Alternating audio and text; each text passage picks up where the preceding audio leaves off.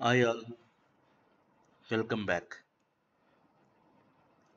మన భారత ప్రభుత్వం సినిమా ఇండస్ట్రీలో పనిచేసే వాళ్ళకి ఇచ్చే అత్యుత్తమ పురస్కారం, హయ్యెస్ట్ అవార్డ్ మన భారత గవర్నమెంట్ ఇచ్చేది దాదాసాహెబ్ ఫాల్కే అవార్డ్.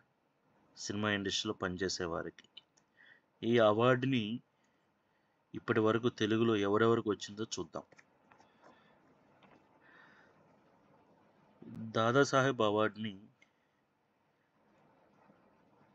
బిఎన్ రెడ్డి గారు 1974లో తీసుకున్నారు. ఆయన తర్వాత ఎల్వి ప్రసాద్ గారు 82లో,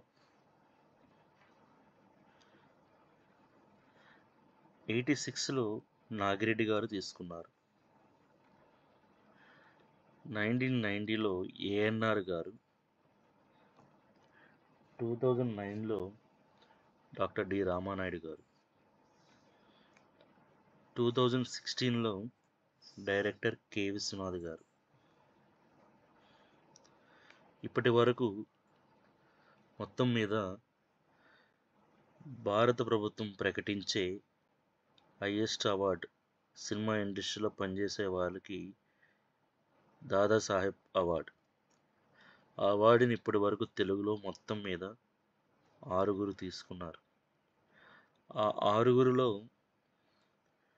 యాక్టర్ ఒకే ఒకరు ఏఎన్ఆర్ గారు, ప్రొడ్యూసర్ ఒకే ఒకరు డాక్టర్ డి రామానాయుడు గారు, మిగతా నలుగురు the greatest directors from Telugu industry. Thank you for watching.